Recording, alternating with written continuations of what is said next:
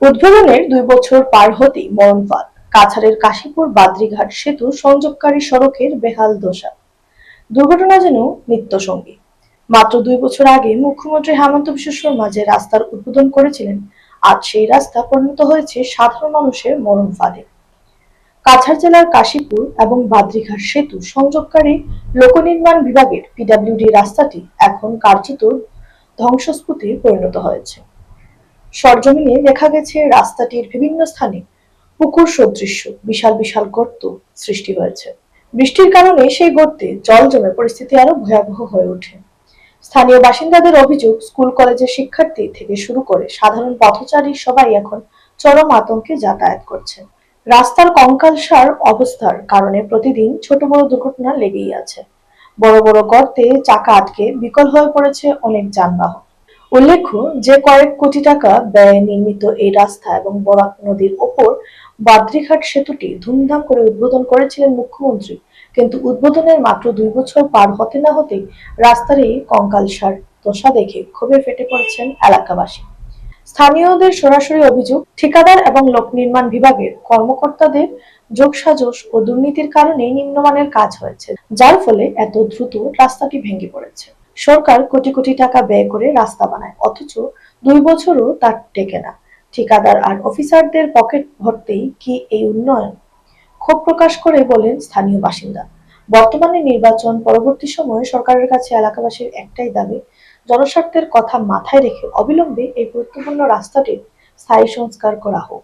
জনযন্ত্রণা থেকে মুক্তি পেতে প্রশাসনের দ্রুত হস্তক্ষেপের অপেক্ষায় প্রহর গুনছে কাশীপুর। এই জায়গাটা হইল কাশীপুর পয়েন্ট, আর কাশীপুর থেকে হইল চামড়াগুদাম পয়েন্ট হইল ৬ কিলোমিটার দূরত্ব। আমরা এই রাস্তাটা কানেক্টে করেছে গিয়া টোটাল মণিপুর যায়, যত বড় বড় গাড়ি, ইভেন এদিকে তোমার আমরা মহাসড়ক হইয়া এদিকে প্রচুর তোমার বড় টিপ্পার, এরপরে সবজির গাড়ি বহুত কিছু আমরা এই রোডে দিয়ে যায়। প্রায় ২ বছর হইব এই রাস্তাটা কমপ্লিট হয়েছে। ওই কারণে হয়েছে যে এখানে বাদ্রিঘাট একটা ব্রিজ হয়েছে নতুন। মুখ্যমন্ত্রী হেমন্ত বিশ্ব শর্মা যেদিন আওয়ার কথা ছিল এর ১ সপ্তাহ আগে এটা ওই রাস্তাটা তড়িঘড়ি কাজ হয়েছে। আমরা ঘর থেকে যে সময় রাত্রেবেলা উঠিয়া দেখছি যে দুলার উপরে তারা একটা খালো তেল মারিয়া এটার উপরে পিস করছে। তারপরে আমরা ৪ দিন পরে এই জায়গাটা ভাঙ্গিয়া পড়ে গেছে, পিস উঠে গেছে, অটোমেটিক মিডিলে প্রচুর পিস উঠছে। এইটা নিয়েও আমরা প্রতিবাদ করছি। এটা নিয়ে আমরা ডিসি মহোদয়ের কাছে আমরা আবদার রাখছি, পিডব্লিউডি ডিপার্টমেন্টের কাছে আবদার রাখছি, কোন কারণে তারা এই কাজটা করলো না। আজ দীর্ঘ ২ বছর না ৩ বছর হইয়া সারছে এর নাম, তারা এখনও পর্যন্ত এটা কাজ করেন না। বিনি কনস্ট্রাকশন আর পিডব্লিউডি ডিপার্টমেন্টের মধ্যে একটা তারার কোনো একটা বোঝাপড়া হয়েছে। এই রাস্তার উপরে কমসে কম ডেইলি ১০ থেকে ১৫,০০০ মানুষ চলাচল করে, অ্যাম্বুলেন্সে যায়, সব কিছু এই রুটে। এইদিকে লক্ষ্মীপুর লইয়া হরিনগর যতটা অ্যাম্বুলেন্স আছে সব এই রুটিতে গিয়া মেডিকেল কলেজ যায়। স্কুলের স্টুডেন্ট তো প্রচুর আছে, এখানে বল্লভাই স্কুল আছে, এদিকে আরও ইংলিশ মিডিয়ামের স্কুল আছে, প্রচুর স্টুডেন্ট যায়, বহুত কষ্ট করে।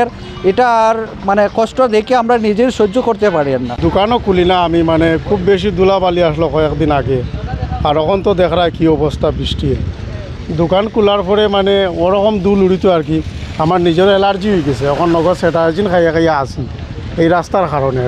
এটা তো হয়ে গেছে ২-২.৫ বছর রাস্তার বয়স।